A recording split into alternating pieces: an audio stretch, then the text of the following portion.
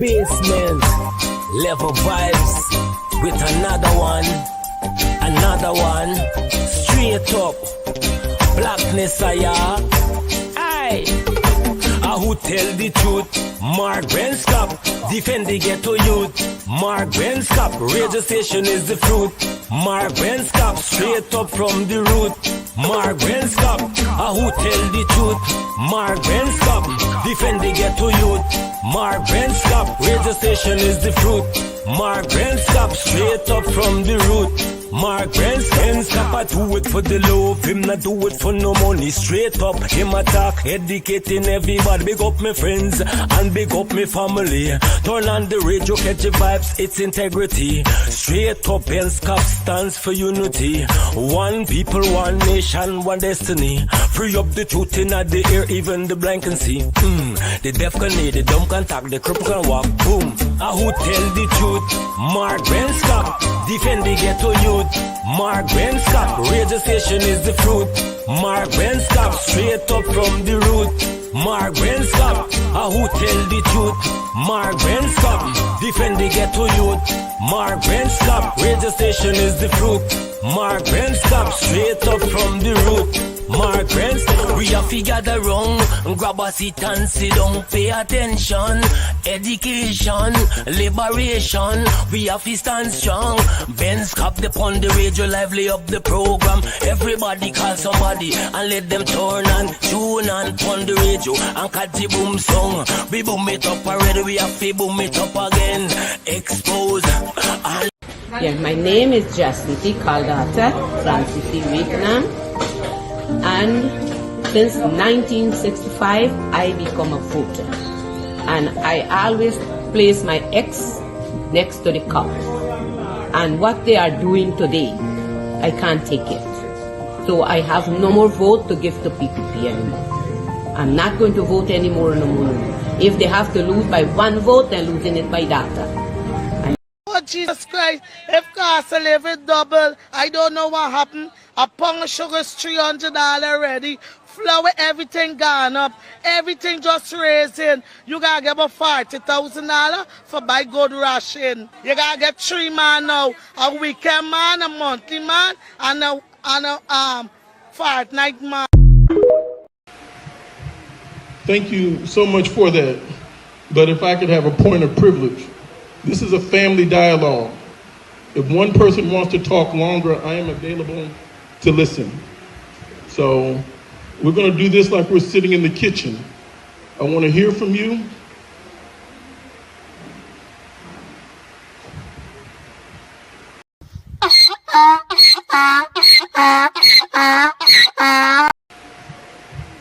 Thank you so much for that.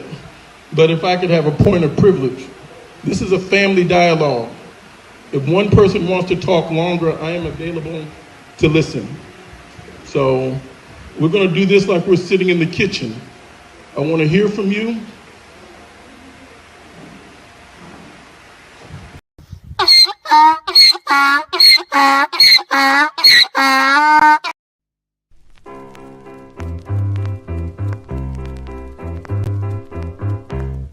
Hey fans, it's karaoke and oldies night this and every Thursday at Club Twilight Sideline Dam, Buxton.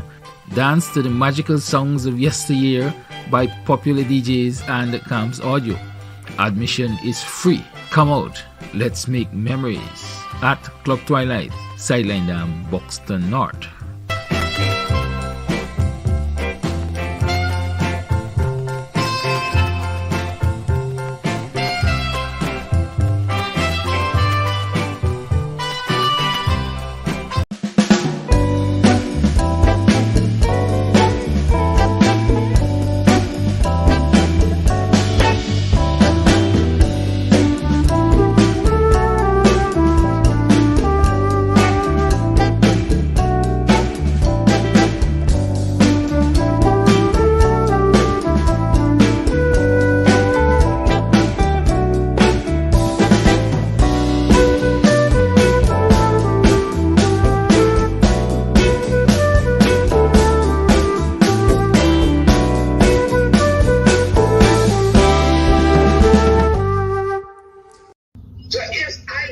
children.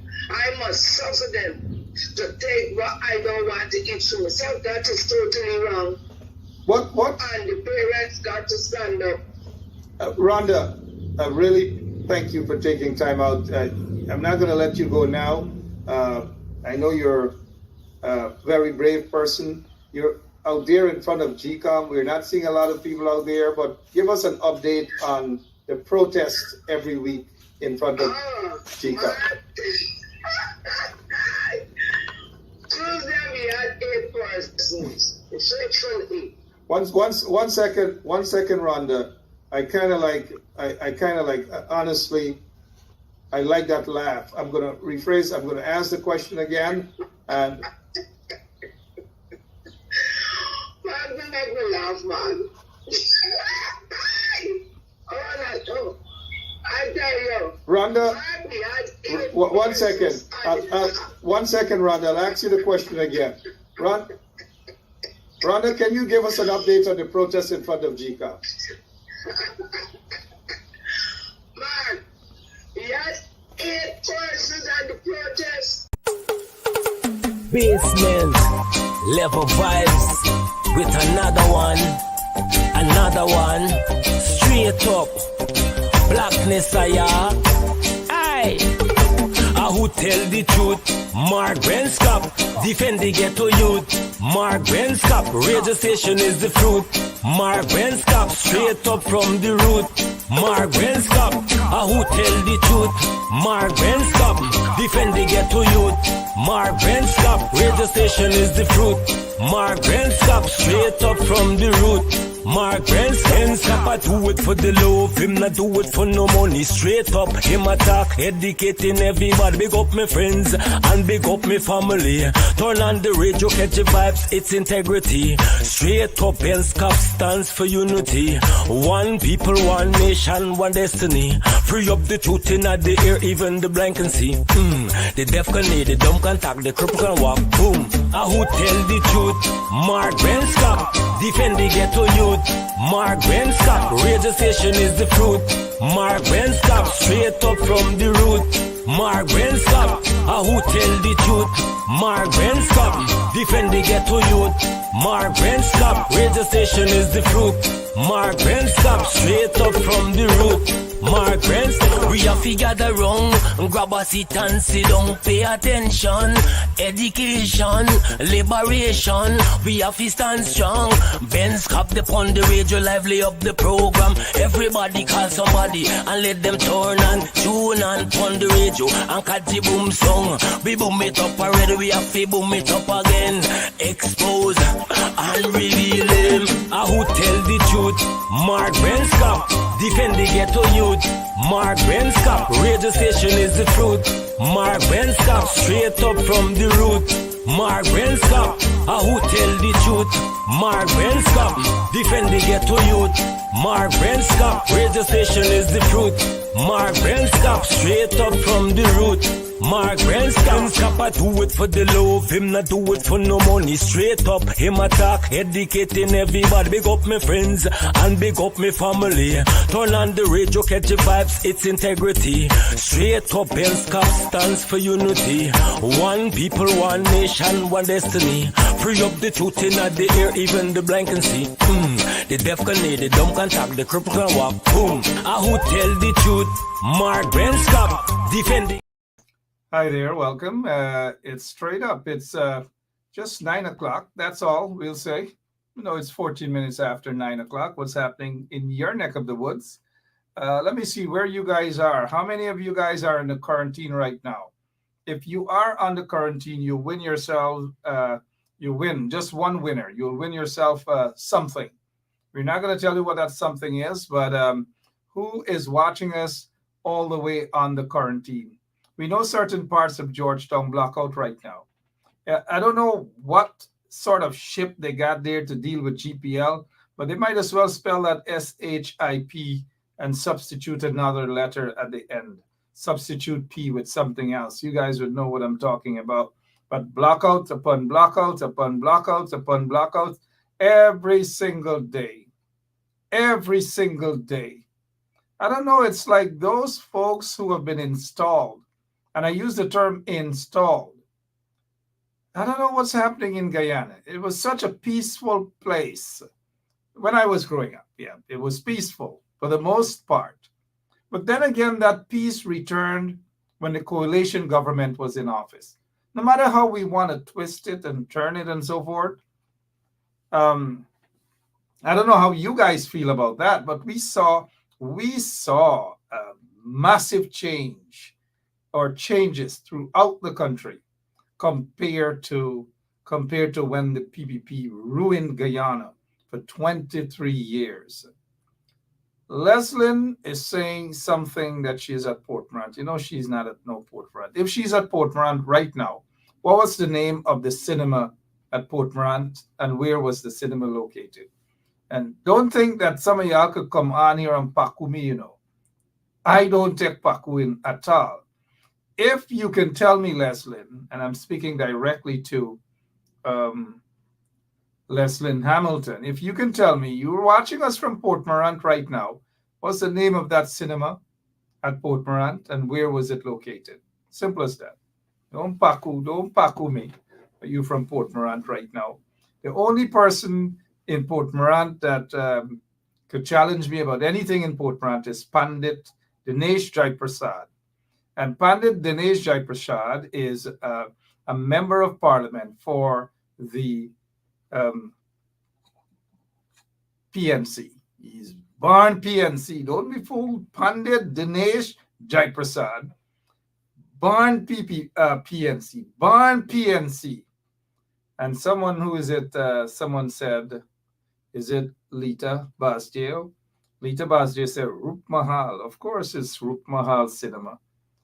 Rup Mahal Cinema, right opposite Port Morant Hospital. Rup Mahal Cinema. Good night to all of you, whether you're in Port Morant or whether you're in Alnis Village, Philippi, Cromarty, wherever you are, New Amsterdam, somewhere there in Mount Sinai, Ryman's-Irvin, wherever, in Georgetown, in the West Coast, Berbice, Linden. Oh, speaking of Linden, we got to pray for those folks out in Linden. We really have to pray for those folks in Linden because the corrupt PPP regime do not care for the people or about the people in Linden. They just do not care. Don't be fooled. And if you recognize this paku for me, this paku, but then again, I see there's a caption there, but take a look at this paku. What do you think Mark Phillips is doing there? He has nothing else, absolutely nothing else to do at all.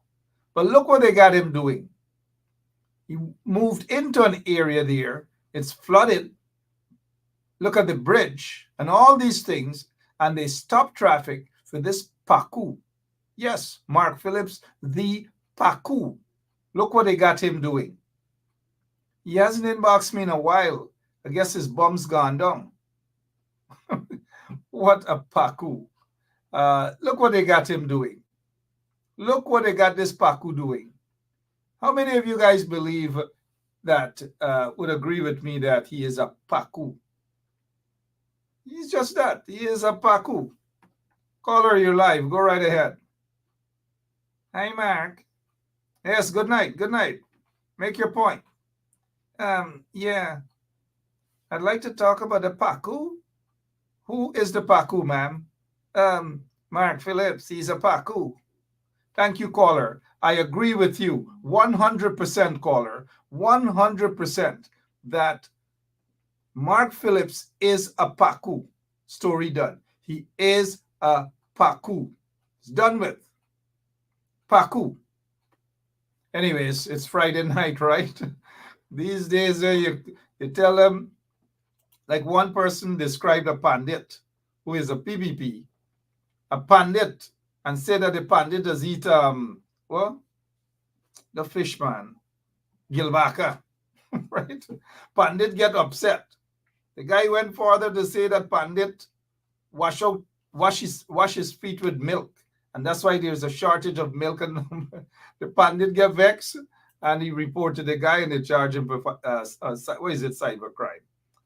Every single thing is an issue now. So I wonder if Mark Phillips bumps is going to raise. Anyways, what else is happening? What else? What do you guys want us to talk about tonight, Friday night? I'm not gonna lie to you guys. I'm not gonna be on until no after 10 and these sort of things. As soon as 10 o'clock reach, I'm out of here, man. I'm gone. Take a minibus and I'm out of here. All right, so we're getting some news. Not about, oh, by the way, Kadaki Amsterdam is back. He's back in business. I watched him this morning, and oh man, Kadaki was on a roll. 48 hours in the lockups. You know, a lot of you guys think that being locked up even for 15 minutes, even 15 minutes is something else, much less 48 hours, much less 72 hours. Forget about 5.5 years. But, you know, and I'm glad that Kadaki Amsterdam explained to you guys the conditions of the lockups. Forget about prison. It's even worse. It's worse. Trust me, it's worse. But the lockups, Kadaki Amsterdam was talking about it. And of course, for me, it brought back lots and lots and lots and lots and lots and lots and lots of memories, because my system was immune to lockups and these sort of things. It didn't really bother me then, and probably still wouldn't. Just get my cardboard and lie down, and I'm okay. That's it. That's all part of the struggle. Whenever you're fighting an oppressive regime, you've got to be prepared for those things.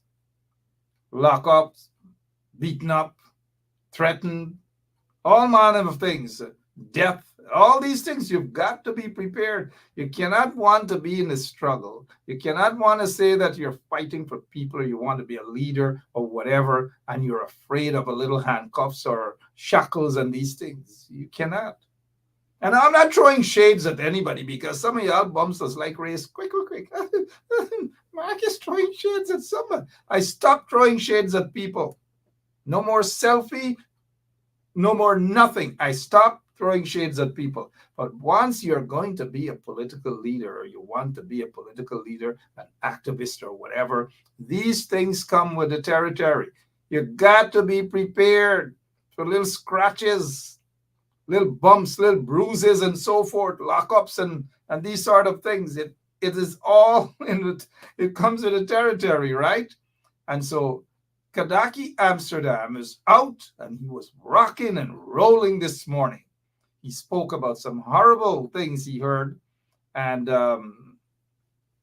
those things have been existing for a while, where they trump up charges against people, they cook up how much you could pay to get out, and all these manner of things. I don't know if they still have that bucket, but, well, Kadaki, I'm not sure he was at Brickdam lockups, but back in the days, Brickdam lockups had a big bucket, a brown bucket. Well, it was white, it turned brown.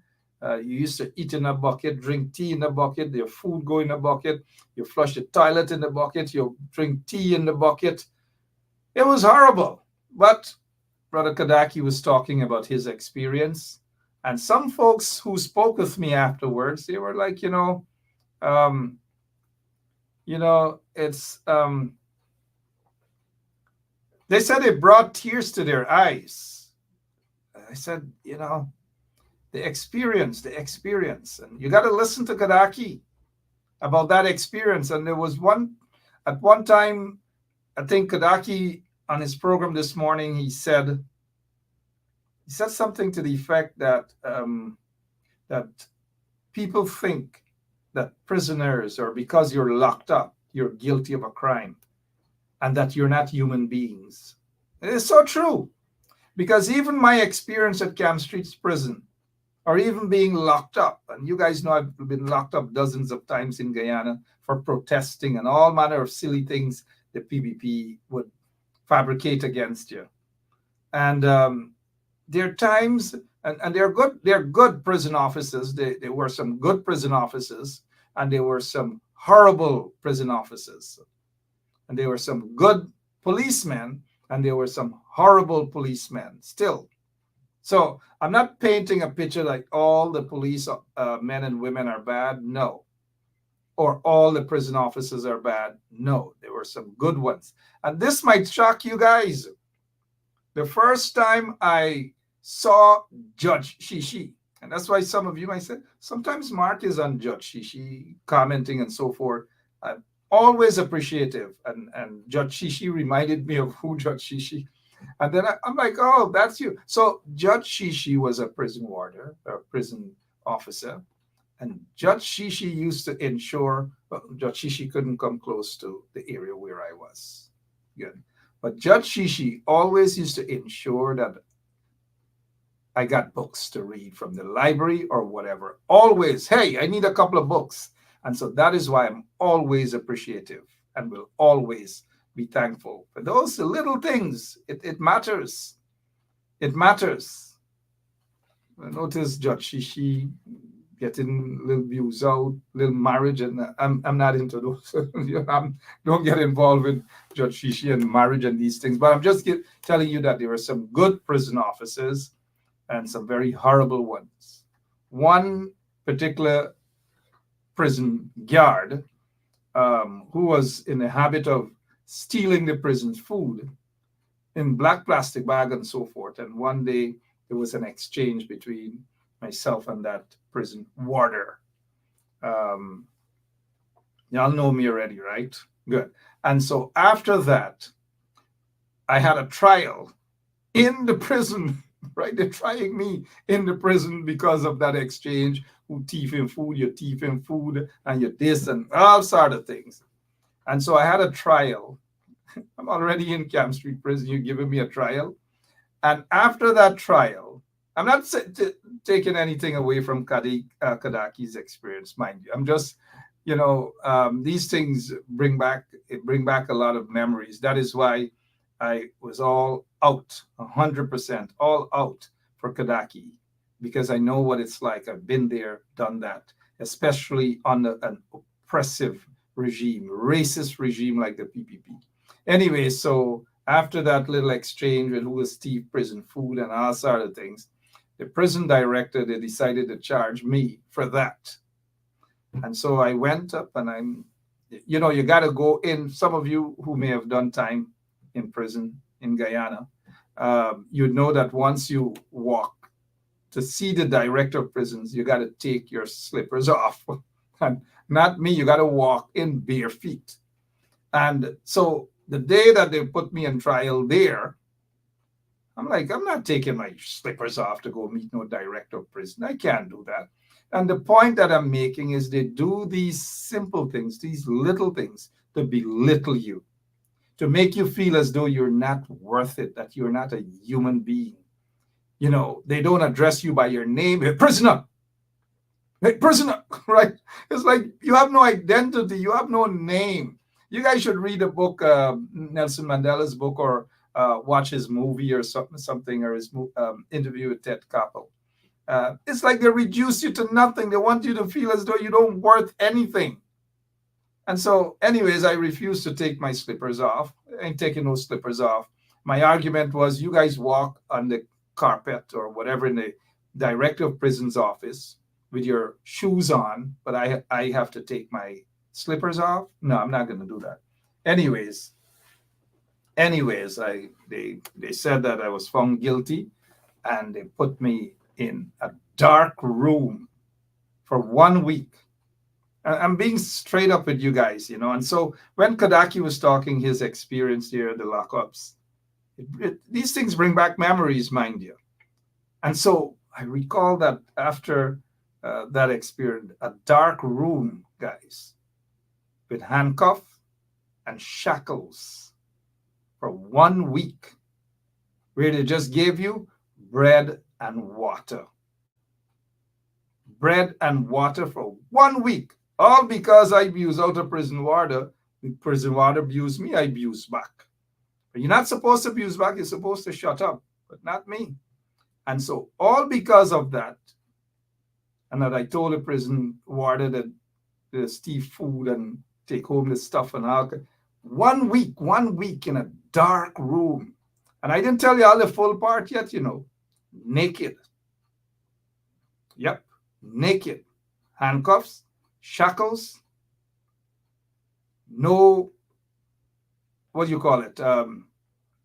No mattress, no nothing, no sheet, no nothing. A dark room for 1 week with shackles and handcuffs and naked. 1 week. So, it wasn't easy. It wasn't easy. And when Kadaki spoke of his experience, I'm like, somebody's asking me, did you cry, Mark? There are times when you feel sad in under those circumstances. You just gotta, you look at it, there's nowhere to look. It's dark. Already the 5 years in solitary confinement and then 1 week in a dark hole, a dark cell, no lights, no nothing, with handcuff and shackles and cockroaches and centipede and naked,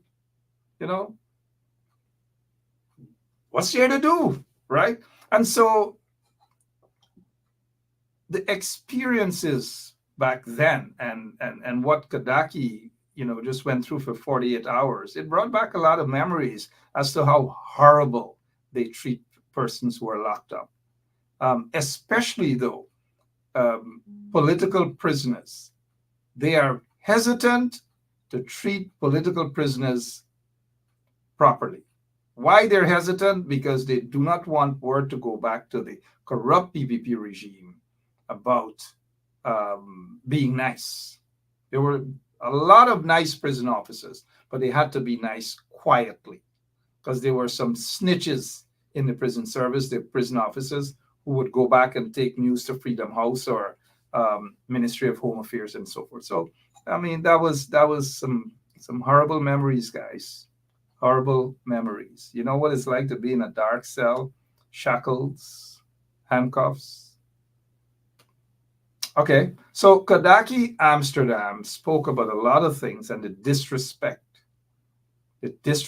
to prisoners or persons who are locked up. You don't know whether they're guilty or not, but you treat them worse than animals. They have some dogs in the police stations, and those dogs love to pretend like they're police too, right? Now, I'm not talking about Doggy. He's a different dog. He's different. I'm talking about actual dogs. They treat those dogs at the police station better than they treat persons who are locked up. Way better. And even going into the prisons there, you've got to take everything. You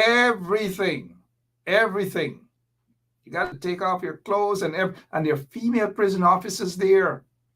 And you got to squat right in front of those female prison officers.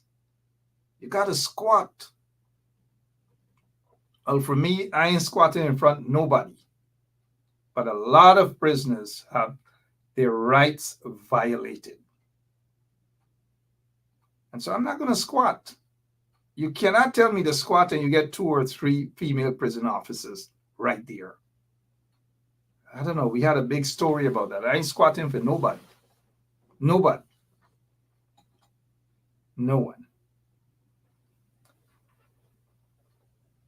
But something is definitely wrong with that country. The police system is messed up.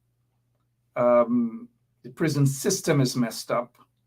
You're not hearing a lot of stories, but a lot of human rights violations in the prisons. A lot of corruption in the Guyana police force. Lots of corruption. So Kadaki Amsterdam had a first-hand experience. First-hand experience, and I'm glad that he was able to share that with you guys. Someone is asking, what about the Guyana Human Rights Association? The Guyana Human Rights Association has probably one member, and that is Mike McCormack. And Mr. Mike McCormack, probably in his 80s now, has been the lone president of the Guyana Human Rights Association for over 30, maybe 40 years, I think. And nothing much. It's not an aggressive organization. So, and this is not taking away the work that Mike McCormack has done over the years, but I don't know, Guyana is a strange place. People hold on to positions for donkey years. And not just Guyana too. Some of them right here in the US do that as well. Donkey years, they don't give up. Um, so Kadaki spoke of the experiences right there, what he saw, what he heard. And I hope that Kadaki can would continue to talk his story, All right. Kind of like also reminds me, someone asked me a question this morning because I've spent quite a lot of nights in almost all the lockups in Guyana, almost all of them. And so someone asked me this morning whether Freddie Kissoon cried in the Brickdam lockups or I was just kidding. No, I'm not kidding. A lot of y'all think that going for 24 hours or 48 hours or even 15 minutes is easy.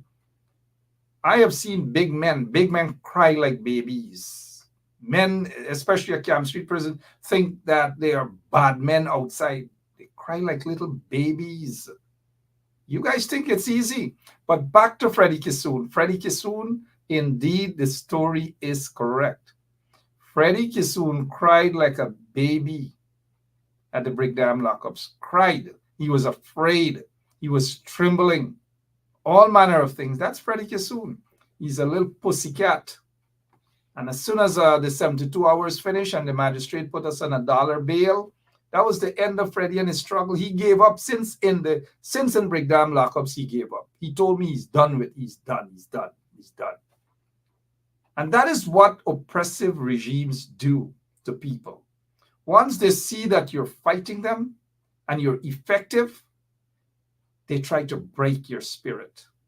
They try to break you. They try to all sort of things. But little do they know, they try to do that to me. It's like a medicine to get me stronger. And I hope that persons who will have experienced this sort of things from an oppressive regime, that it doesn't break their spirit. And I've had conversations with Kadaki after, in terms of encouraging him. And I don't think that they were able to break his spirit, but I want to urge him to continue. And folks like Robin Simon, who spent 72 hours, they have folks like Roxanne Myers, they locked her up as well. So there are quite a few folks, and I want to urge them to continue to be strong. But Freddie Kissoon, yes, cried like a little baby. Cried like a little baby. And that's when he gave up. I knew that he chickened out. I knew that he was soft. And I knew that if I wasn't there with him, he would have been taken advantage of. And I really do mean it. He would have been taken advantage of if I wasn't there to protect him. And in retrospect, sometimes probably he would have been taken advantage of. And when I say that, you guys know exactly what I mean, right? You would have been taken advantage of. Are we going to do a body man walk right now? You ready? Boxer, let me go now. Hear me sing now. Body walk, body walk, body walk, everything. Body walk, truck, body walk, body walk, body walk. Yes, he would have been taken advantage of. And then there's another experience here with Lincoln Lewis and Norris Witter. Norris Witter slept for the entire 3 days, 3 nights. He just woke up, ate, and that's it. He didn't even take a bath. And I'm not saying this to laugh at, sometimes when we reflect on Lincoln Lewis and I, oftentimes whenever we talk, or even Norris Witter just, because we were protesting like constantly, and like he was just waiting for that opportunity to sleep for 3 days, 3 nights straight. But Lincoln and I were talking. Lincoln was talking to the other prisoners, them, about their rights and so forth. And the biggest laugh about it was when it was food time and they brought the food in a big nasty bucket. And then the same bucket, Lincoln asked me, said, that bucket them feed Abby with, the same bucket for them buy flush toilet with? I said, yeah. I said, welcome, that's our 5-star. Welcome. You got to eat from the same bucket. You got to drink tea from the same bucket. You got to flush the toilet with the same bucket. And then you got to use the bucket to sit down on, those who fortunate to sit down and gaff a little bit. So it's horrible. It's horrible. And what Kadaki Amsterdam said to you guys this morning is the absolute truth. Nothing has changed. Absolutely nothing has changed under the corrupt PPP regime. And they get a lot of them going to say, oh, you know, prison, we all expect in prison. You don't expect Chinese food and these things. But what you expect is that your constitutional rights ought to be respected. Simple as that. Ought to be respected. Which other part of the world that you will get a family visit 3 or 4 months? You don't get to see your family. You don't get to see your kids. You don't get every 3 or 4 months. Probably only in Guyana, these things happen. So Kadaki's story is factual. The brother is speaking the truth, but he came out with a bang. And we're glad that he's out. And we show this photograph. This is not a laughing matter. This is what the PPP, the racist PPP, the oppressive PPP, this is what they do. And so when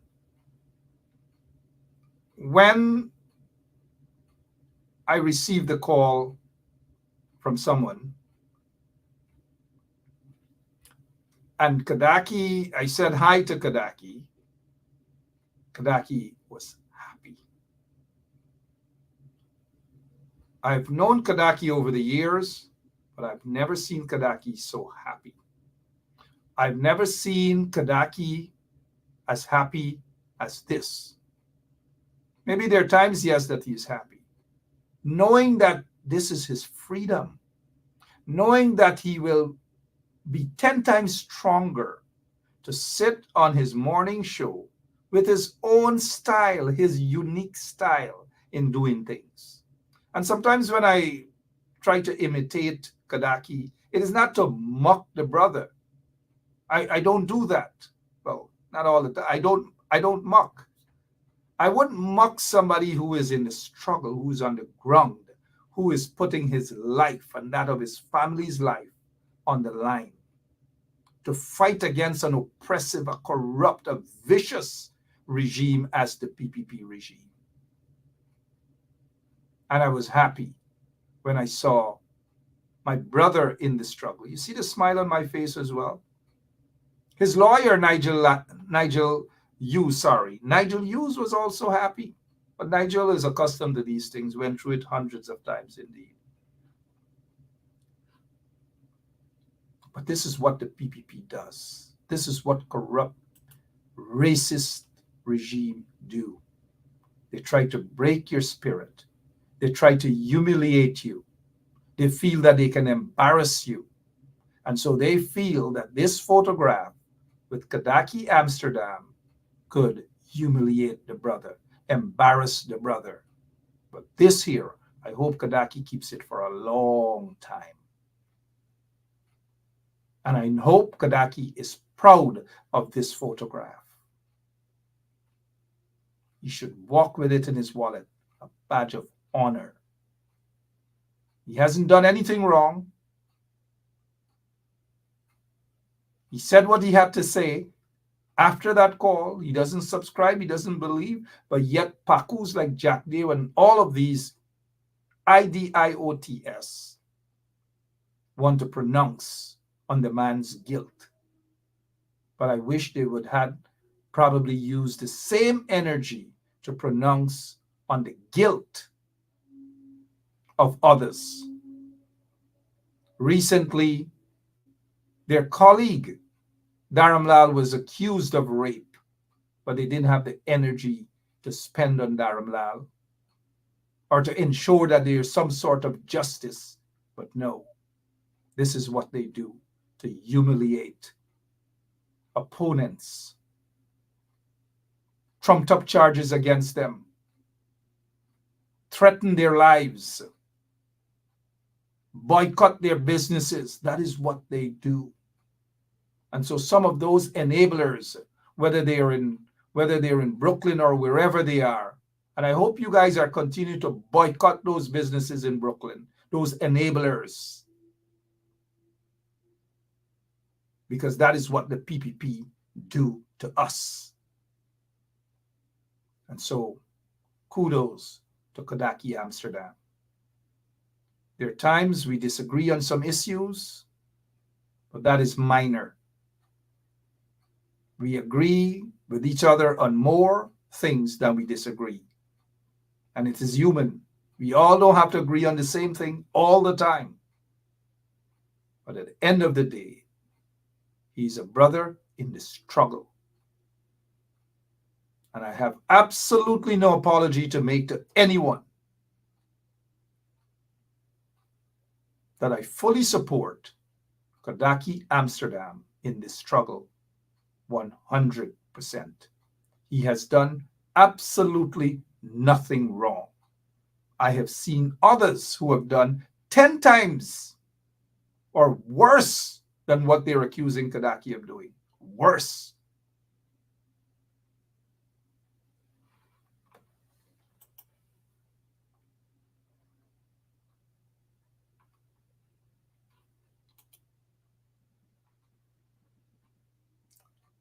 Thank you, Kodaki. And thank you to the others who are on the ground in Guyana, the battlefield, as I call it, putting their lives at risk. And there are those who are not in Guyana who are also putting their lives at risk. You know how many of those folks are afraid to return to Guyana? You know how many of them are? A few of them have been held at the airport. And this is the sort of democracy that we are talking about. And I don't want any of those PPP Pakus to feel that I am afraid to go to Guyana. They don't want me in Guyana, trust me. Trust me on that.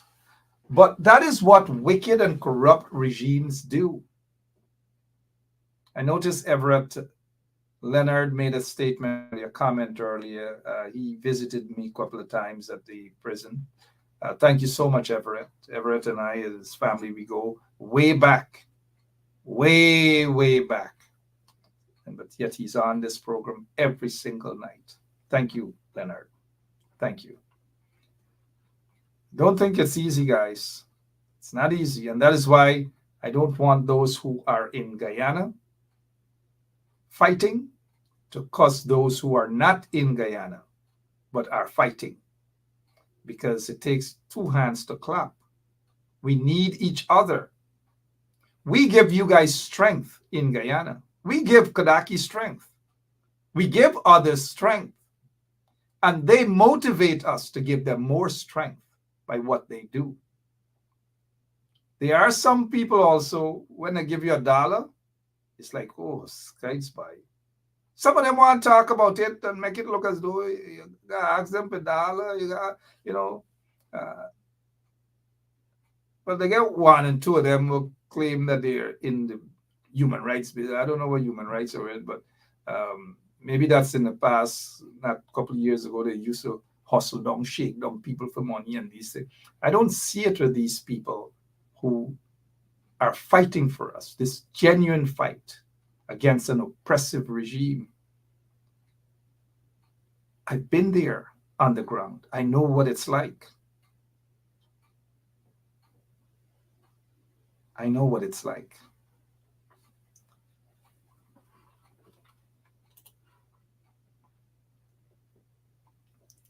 Good night to Dr. David Hines. He is in Guyana right now. Thank you for what you do. Thank you, sir. This individual is the quote-unquote businessman that has filed a civil lawsuit against Kodaki Amsterdam. And this businessman is said to be the owner of a property on Visingen Road. I think it's Mohammed Kalundar or whatever his name is. Said to be, mind you, said to be the owner of a building on Visingen Road that the police force is renting. That's according to the information. Said to be the owner. Whether that is true or not, maybe he can come forward to say whether it is true or not. But take a look at him. Guess where he's at in this photograph? Let me try to, as they say, jog some of your memories.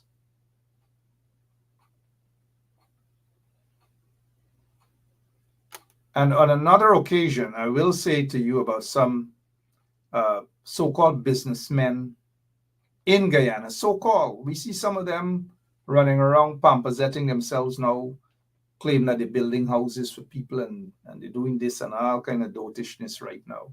But this here is Guyana Elections Commission's building. And you guys recall what the PPP and their vagabonds did on that day. In my opinion, all of them in that building, every single one of them who misbehaved in that building should have been charged with treason. Let me take you guys to it's the Guyana Elections Commission's building. And let me take you guys on the day that they stormed the building. The PPP operatives stormed the building in an attempt to commit treason against the government, the coalition government of Guyana. Take a look. Lock the door!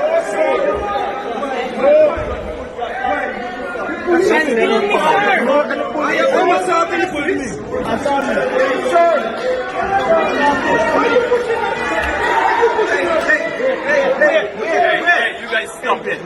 Stop it. Stop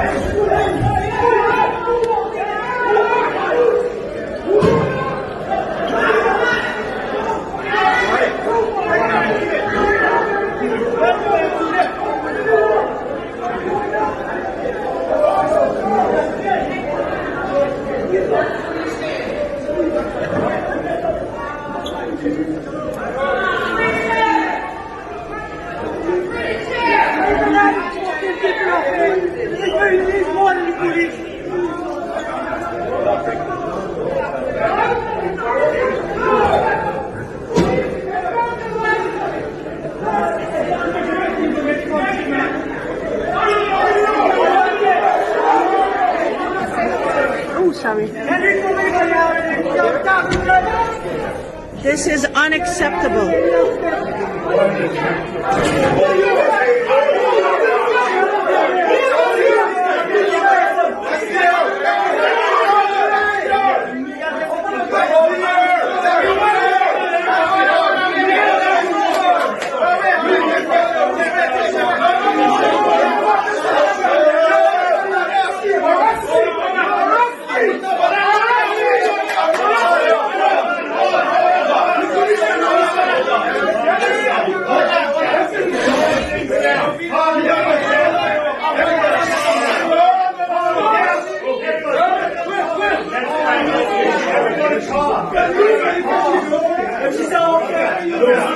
This is absolute craziness.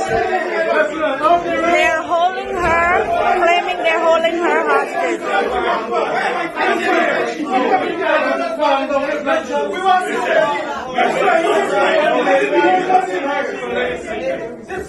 That's all we want to say, though. That she's okay. We want to see her. That she's okay. We want to see that she's okay.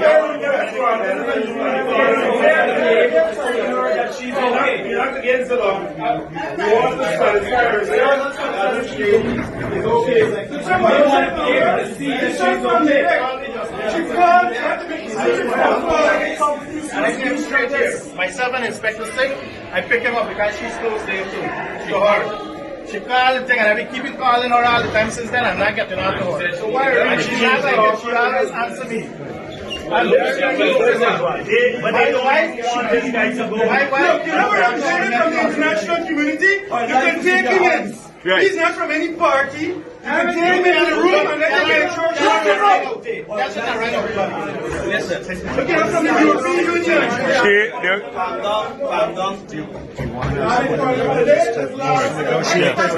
But we want to find out what's going on with her. They're holding her hostage. The police will not get no harm here. There's a humanitarian effort here. We want to satisfy herself that she's okay. She is very close to me. Yeah, that's all. Who's in charge of the police here? Who's in charge of the police? Who I see is downstairs, and I'll speak with his two I see. You gotta speak with his two I see. Right now, we have a sergeant there.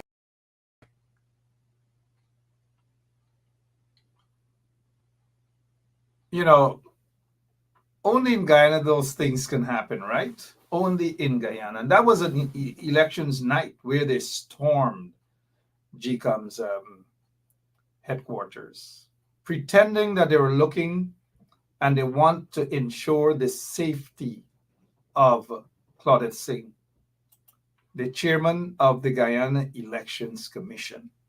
They stormed the office. Her safety is supposed to be in the hands of the Guyana police force, not Barra Jack Dale, not Irfan Ali, not some thugs of the PPP regime, not them. In fact, the truth of the matter is, it was a deliberate attempt, what they did there, to make it appear that something was wrong, something was sinister, and they wanted to create this impression that the coalition was about to harm Claudette Singh, which is not true. They're the ones, and if you ask Claudette Singh, and Claudette Singh and I have had dozens of conversations and phone calls, Claudette Singh is of the view that her life was more in danger when they stormed the headquarters, GCOM headquarters. She locked herself in that office because she was afraid of them. There was a particular so-called businessman who Claudette Singh is of the view wanted her dead. So this whole thing that they got in there, and you heard Jack Dale, oh, we just want to make sure that she's safe and that she's okay and that nobody is taking her hostage. No, no, no. You got to ask Jack Dale and his vagabonds, his friends, them, whether they are the ones who wanted to take Claudette Singh hostage or whether they were the ones who wanted to harm Claudette Singh. In fact, Claudette Singh shouldn't be able to deny this at all. She felt more at risk and that her life was more in danger by Jack Dale and Irfan Ali. And that rude, that unruly crowd of thugs. She was afraid for her life. And that is why she didn't open the door. God knows what would have happened if Claudette Singh had opened that door. Only God knows what would have happened on that day. There were policemen there who were in the pockets of drug lords and some other unscrupulous, some corrupt so-called businessmen in Guyana. And so, guess what? They couldn't do anything. They were afraid. Some of those thugs had guns. PPP thugs. That is who they are. Thugs. And we must not be afraid to say that. But these same elements in the Guyana police force who couldn't arrest those PPP thugs on that day, they go a whole van load to arrest Kadaki Amsterdam without an arrest warrant, without a search warrant. But on this particular day, the policemen, they were all pussycats. Take a look again, guys. Lock the door!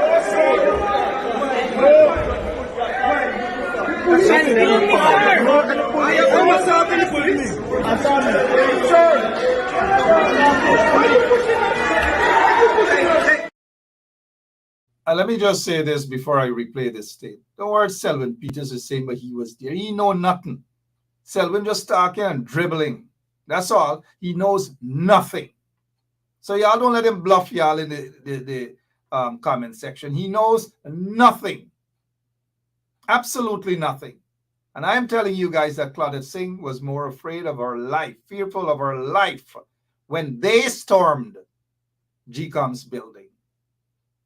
That is what they did. They were so-called businessmen who were threatening to kill her. Jack Day wasn't concerned about her. Jack Day has said a lot of things to incite violence against Claudette Singh. At least Claudette Singh felt that way. And all of those conversations Claudette and I had, all. So I know exactly how she's feeling. And the question has to be asked is whether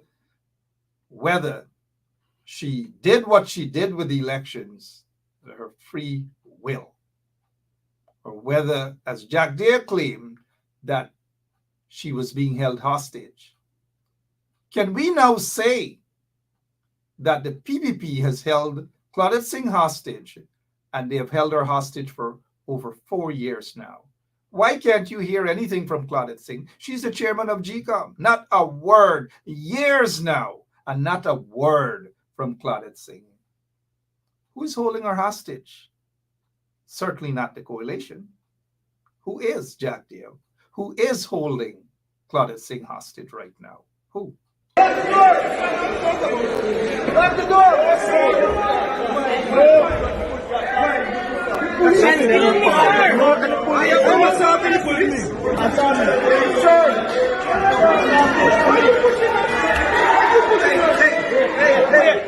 Hey, you guys stop it. Stop it. Stop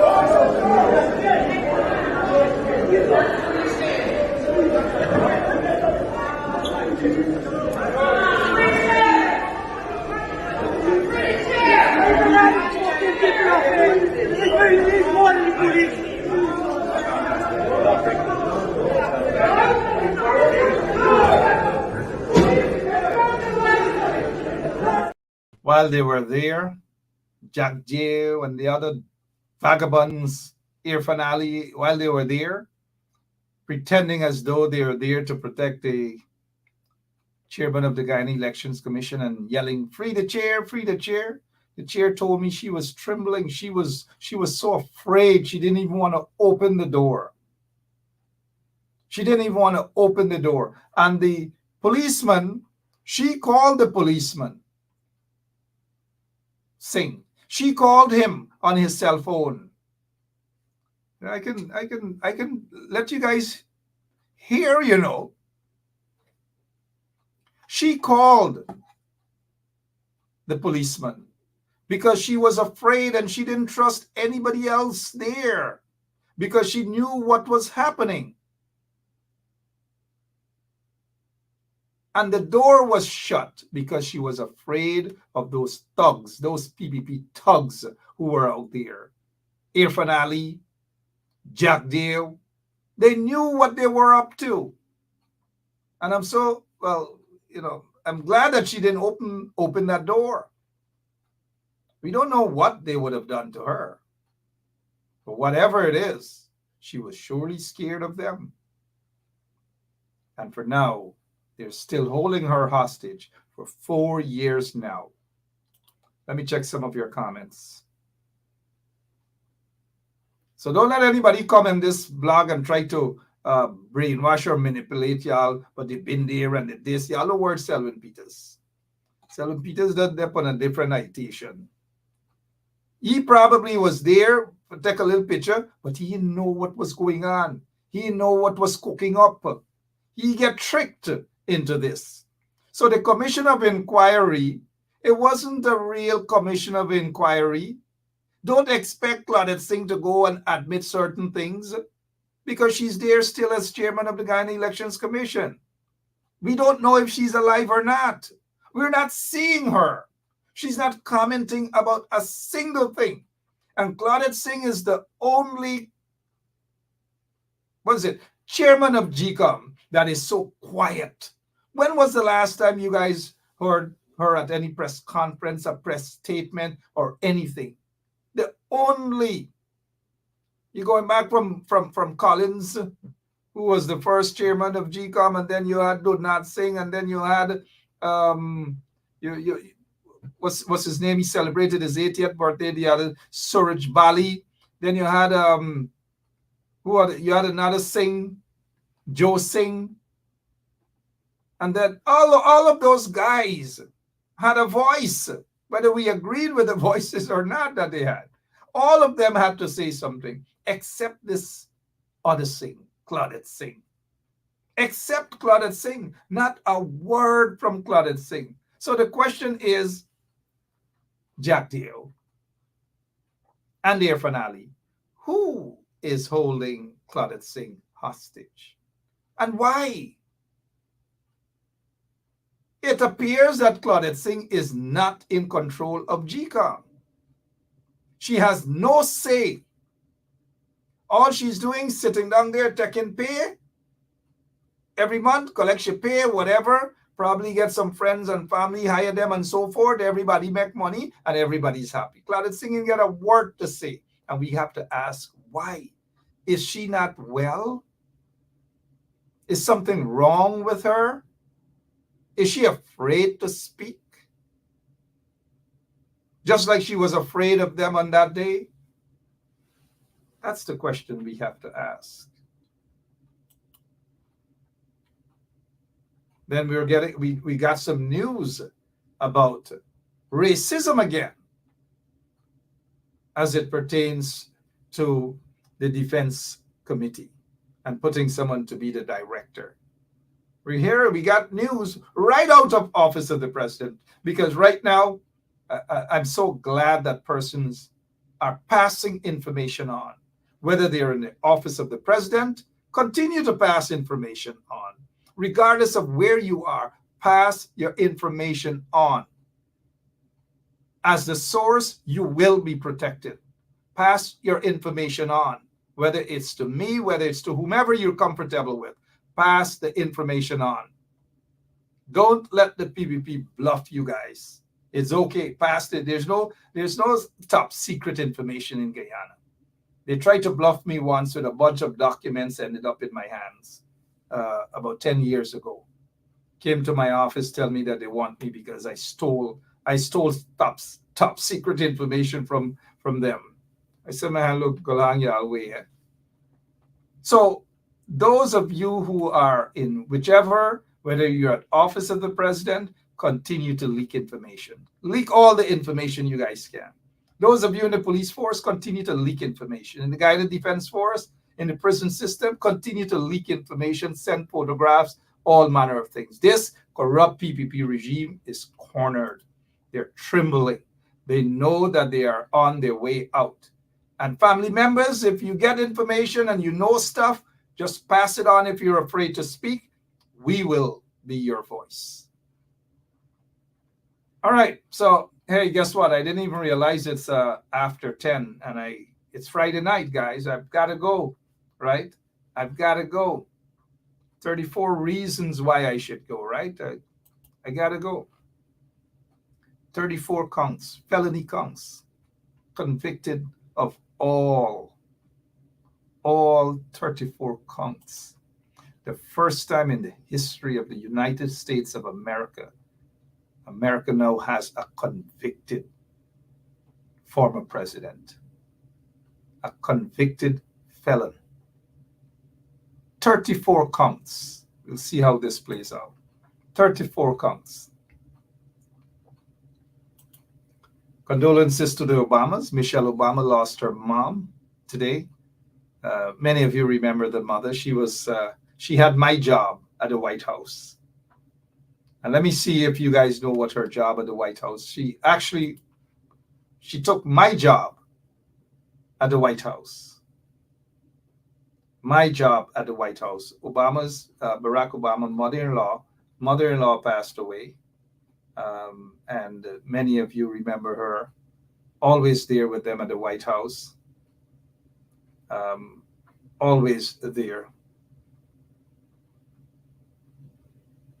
Always there.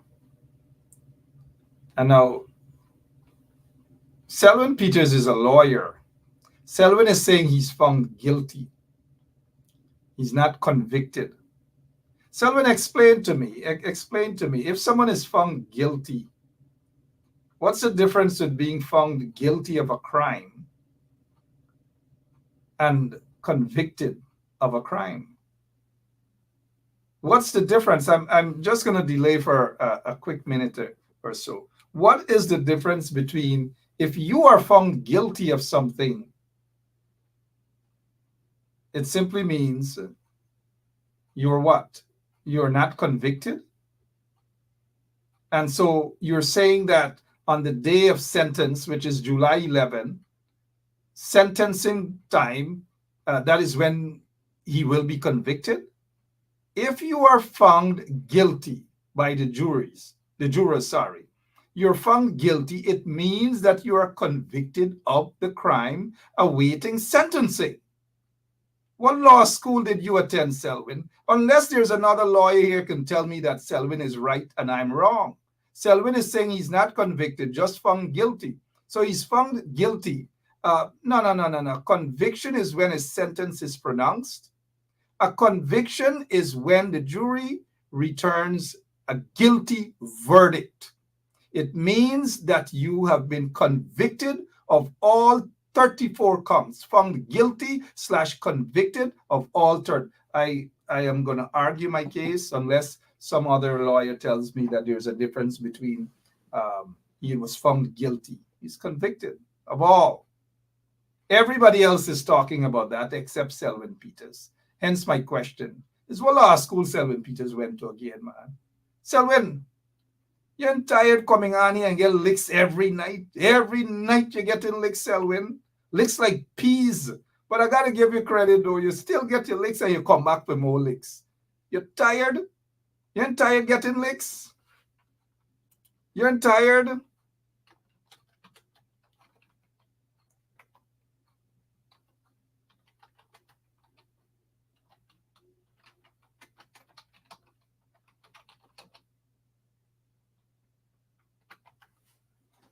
Oh, gosh.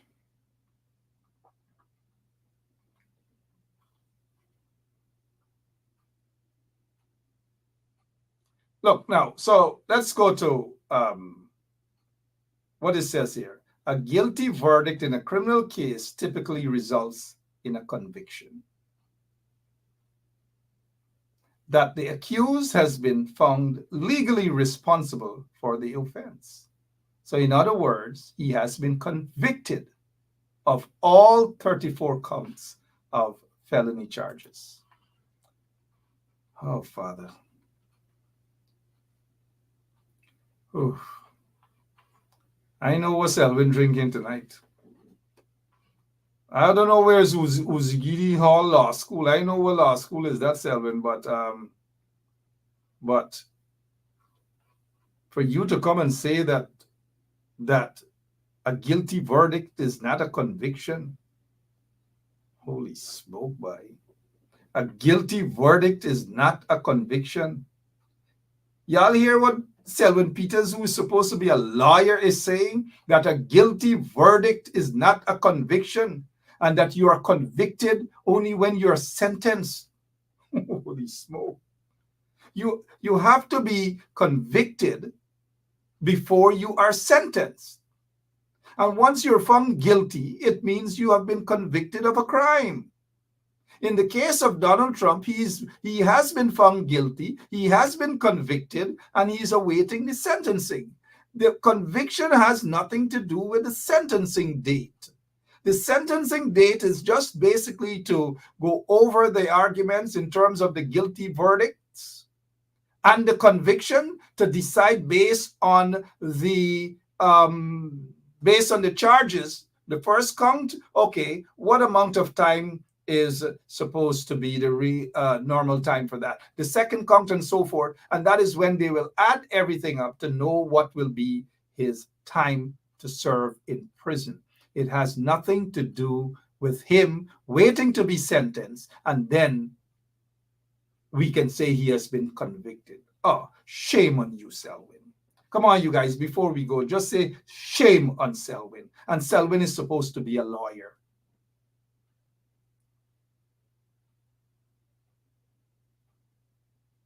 Let me see. So let me pay him a little mind here. So what do you say now? Well, what about persons found guilty and have been discharged? You can be found guilty. You are convicted. But if you're discharged of a particular crime, even after being found guilty or convicted, it is based on the nature of the charge and whether the magistrate or the judge wishes to use his or her discretion to either sentence you to prison or just release you based on, again, the charge. So whether you have been found guilty and convicted of a crime and you don't have to spend a day, you can still be convicted and not spend a day in prison. You can still be convicted and not be sentenced. Gosh, yeah, I'm just enjoying this moment now. Catchy tonight. Be catchy tonight. Licks like peas. What school you went at again, Selwyn? What school you went at again? Holy smoke. No matter how much he tries and he tries and he tries, man, I wish I was officially a lawyer, man. You think these guys could come in a courtroom and argue against me? Huh? Huh? You think they could have come in a courtroom and argue against me? It would have been licks like peas. Especially those who came out from I-flat law school. Licks like peas on you, Selwyn. Licks like peas. Imagine a lawyer arguing that Trump has not been convicted and he only will be convicted on the day of sentencing. Father, let me go on my way, man. It's Friday. It's comedy night, right? Thank you for the little comedy there, Selwyn. Now I understand why you say when you tell us that you know what transpired at the building that they invaded. Now we understand. Now we understand. Now we understand. Oh, Selwyn, I know he's shame, he's shame, but I've known Selwyn over the years. Yep. And I'm not laughing the brother just to anything. No, we're having fun. But I'm just surprised that at a lawyer like Selwyn Peters saying, holy smoke. We got to go, man. I'm out of here. Thank you all so much. Poor Selwyn. If you can get another case after tonight, I might as well bring all the cases to me, man. Right? Poor chap. I'm out of here, guys. Have a good weekend. God bless you all. And the struggle continues, right? If you're celebrating your birthday or whatever, happy birthday. If you have lost somebody, condolences. Oscar Clark's family, condolences to them, all of them. I haven't mentioned Oscar since he passed. I did extend on behalf of all of us condolences, but I knew Mr. Oscar Clark since he was a Minister of Home Affairs since I was a little boy. He attended my my paternal grandfather's funeral. And so I always, as a little boy, I recall, they said the minister is there to bid your grandfather goodbye, Julius Paul Benschop, former Dutchman from Suriname. And they were very good friends. And so I'm sorry I wasn't there to attend the funeral as a form of a respect, a final respect for what he did to my grandfather, attended that funeral. All right, I've got to go. God bless you guys. Until Tomorrow, Wayne Caesar is on 7 o'clock. Over to you. Post album Gone and Cry. Good for him. Good for him. He deserves it. Makes us not want to believe anything else he has to say. I'm out of here. Let me stop teasing him. So long, guys.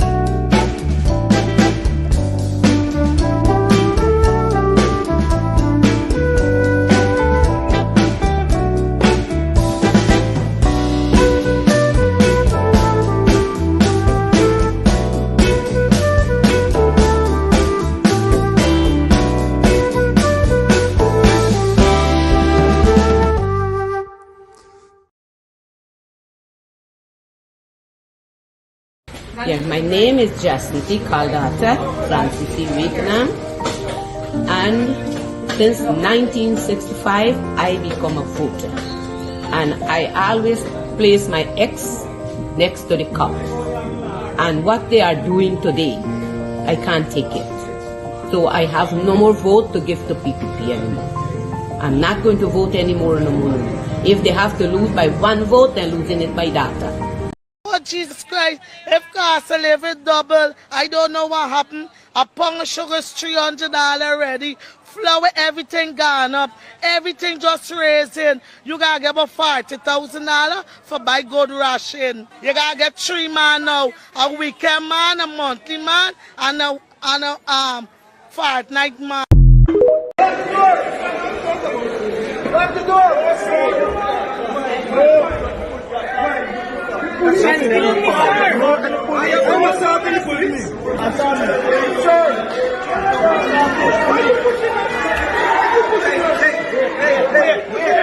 you guys stop it. Wait, just stop it. Stop it. Stop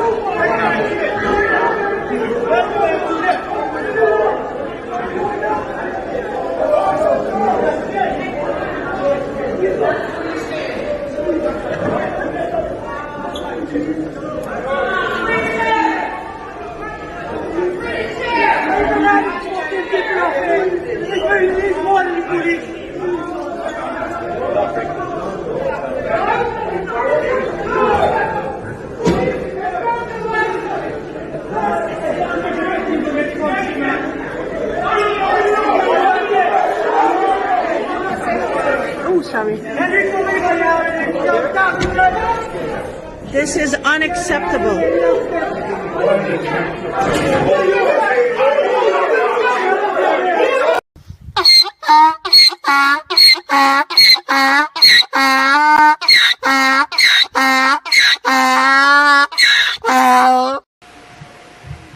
Thank you so much for that. But if I could have a point of privilege, this is a family dialogue. If one person wants to talk longer, I am available to listen. So we're going to do this like we're sitting in the kitchen. I want to hear from you.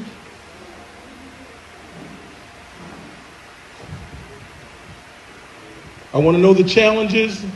And so I'm not here representing your government. I'm here as a representative. Thank you so much for that. But if I could have a point of privilege, this is a family dialogue. If one person wants to talk longer, I am available to listen. So we're going to do this like we're sitting in the kitchen. I want to hear from you.